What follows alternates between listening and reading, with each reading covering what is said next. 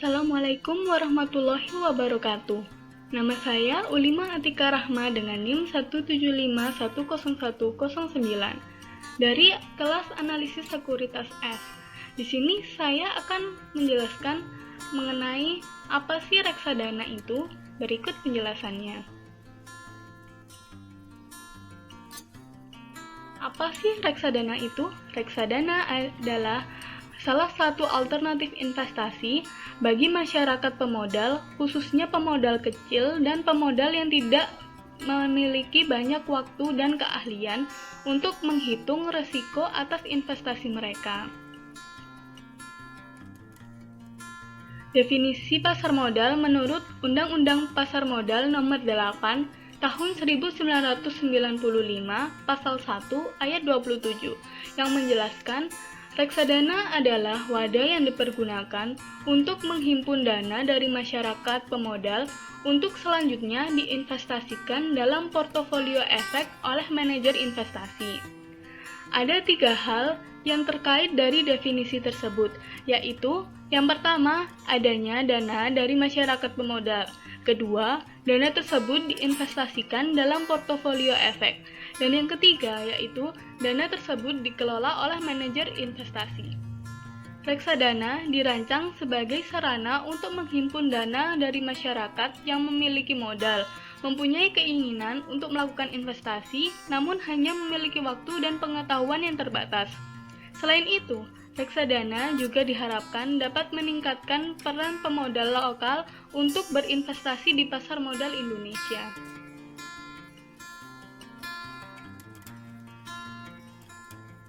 Bentuk reksadana. Bentuk reksadana ini dibagi menjadi 2, yaitu reksadana berbentuk perseroan dan reksadana berbentuk kontrak investasi kolektif atau KIK. Reksadana berbentuk perseroan merupakan perusahaan reksadana yang menghimpun dana dengan cara menjual saham melalui penawaran perdana atau IPO kepada masyarakat. Dana yang terkumpul dari penjualan tersebut kemudian diinvestasikan pada berbagai jenis surat-surat berharga. Yang kedua yaitu reksadana berbentuk kontrak investasi kolektif atau KIK, merupakan perjanjian kontrak antara manajer investasi dan bank kustodian yang mengikat pemegang unit penyertaan reksadana.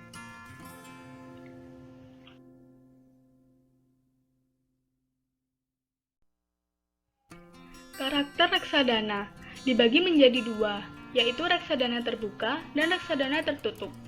Reksadana terbuka merupakan reksadana yang dapat dijual kembali kepada perusahaan manajer investasi yang menerbitkan reksadana tersebut tanpa perlu melalui mekanisme perdagangan di bursa efek.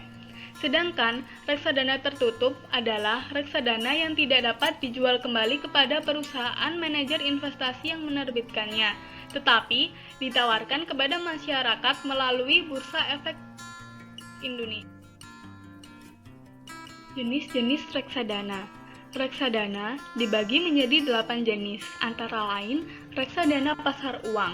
Reksadana ini menempatkan 100% pada instrumen pasar uang dan atau efek bersifat utang dengan jangka waktu kurang dari 1 tahun. Kemudian ada reksadana pendapatan tetap, yaitu reksadana yang menempatkan minimal 80% pada efek bersifat utang seperti obligasi atau surat hutang. Reksadana ini cocok untuk investasi jangka pendek dengan waktu antara 1-3 tahun. Kemudian yaitu ada reksadana saham. Reksadana ini menempatkan minimal 80% pada efek saham. Reksadana ini cocok untuk investasi jangka panjang dengan waktu 5 tahun atau lebih. Kemudian ada reksadana campuran. Reksadana ini menempatkan maksimal 79% pada efek saham, obligasi, dan instrumen pasar uang seperti deposito. Reksadana ini cocok untuk investasi jangka menengah antara 3-5 tahun. Kemudian ada reksadana syariah. Reksadana ini merupakan reksadana campuran yang menggabungkan portofolio efek syariah dalam satu produk yang dikelola oleh manajer investasi. Selanjutnya ada reksadana terproteksi, yaitu reksadana yang berusaha memproteksi nilai investasi awal investasi investor. Mekanisme proteksi umumnya dilakukan dengan membeli instrumen surat hutang dan memegangnya hingga jatuh tempo. Kemudian ada reksadana indeks. Reksadana indeks adalah reksadana yang portofolio investasinya mengacu kepada indeks tertentu. Indeks yang dijadikan acuan bisa berupa indeks saham ataupun indeks obligasi. Yang terakhir ada exchange traded fund, yaitu reksadana yang menggaransi nilai investasi awal investor. Mekanisme garansi dilakukan dengan melakukan perjanjian dengan guarantor. Yang bertindak sebagai guarantor adalah perusahaan asuransi. Proses pengelolaan reksadana. Proses ini dibagi menjadi 4 tahap. Yang pertama yaitu tahap membentuk daftar kebijakan investasi. Dalam tahap ini, manajer investasi menentukan tujuan investasi dan batasan investasi, termasuk menentukan risiko yang dapat ditolerir oleh investor serta tingkat pengembalian yang diinginkan. Tahap kedua yaitu mempelajari kondisi keuangan dan ekonomi saat ini. Berdasarkan kondisi keuangan dan ekonomi serta peramalan di masa mendatang, dibentuklah aset alokasi yang optimal dan selalu dikontrol, serta dicek ulang secara periodik. Tahap ketiga yaitu implementasi perencanaan dengan pembentukan portofolio. Dalam tahap ini, manajer investasi selalu meminimalkan risiko dalam membentuk portofolio sesuai dengan kebijakan yang telah dibuat. Tahap yang terakhir yaitu evaluasi dan pengukuran kinerja portofolio. Pengukuran kinerja portofolio dapat dilakukan dengan menghitung tingkat pengembalian portofolio.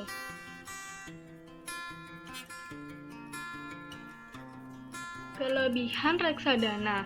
Reksadana memiliki 6 kelebihan, di antaranya diversifikasi investasi, di mana dana yang terkumpul dalam reksadana diinvestasikan dalam portofolio yang terdiri dari beragam jenis saham, obligasi, dan surat berharga lainnya yang berbeda profil resikonya. Kemudian ada pengelolaan secara profesional, di mana reksadana dikelola oleh manajer investasi yang merupakan pihak profesional yang memiliki keahlian dan pengalaman dalam mengelola dana investasi. Yang ketiga ada likuiditas yang tinggi, di mana reksadana dengan mudah dicairkan karena instrumen investasi yang baik haruslah liquid. Yang keempat ada biaya relatif rendah, di mana reksadana merupakan dana yang dikumpulkan secara kolektif dari berbagai investor. Maka, biaya-biaya transaksi akan menjadi lebih efisien apabila dibandingkan dengan melakukan transaksi sendiri. Yang kelima ada transparan, di mana reksadana diawasi dan dilindungi dengan cukup ketat. Setiap hari, informasi dan perkembangan portofolio reksadana dipublikasikan kepada masyarakat secara luas. Yang keenam, yaitu ada murah dan terjangkau, di mana kebanyakan reksadana biasanya mulai dengan setoran kurang dari 500.000. Dengan sejumlah uang itu, sudah dapat berinvestasi pada instrumen saham atau obligasi yang semula hanya bisa dilakukan oleh investor tertentu saja.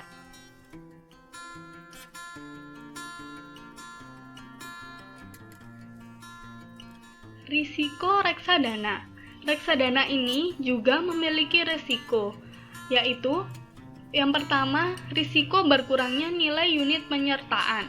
Risiko ini dipengaruhi oleh turunnya harga dari efek, yaitu saham, obligasi, dan surat berharga lainnya yang masuk dalam portofolio reksadana tersebut. Yang kedua, yaitu risiko likuiditas. Risiko ini menyangkut kesulitan yang dihadapi oleh manajer investasi jika sebagian besar pemegang unit melakukan penjualan kembali atas unit-unit yang dipegangnya. Manajer investasi kesulitan dalam menyediakan uang tunai atas redemption tersebut. Yang ketiga yaitu risiko wan prestasi. Risiko ini merupakan risiko terburuk, di mana risiko ini dapat timbul ketika perusahaan asuransi yang mengasuransikan kekayaan reksadana tidak segera membayar ganti rugi atau membayar lebih dari nilai pertanggungan saat terjadi hal-hal yang tidak diinginkan, seperti prestasi dari pihak-pihak yang terkait dengan reksadana, pialang, bank kustodian, agen pembayaran, atau bencana alam yang dapat menyebabkan penurunan nilai aktiva bersih reksadana tersebut. Cukup sudah penjelasan mengenai reksadana. Mohon maaf bila ada kesalahan kata yang saya ucapkan. Terima kasih telah menonton video ini. Wassalamualaikum warahmatullahi wabarakatuh.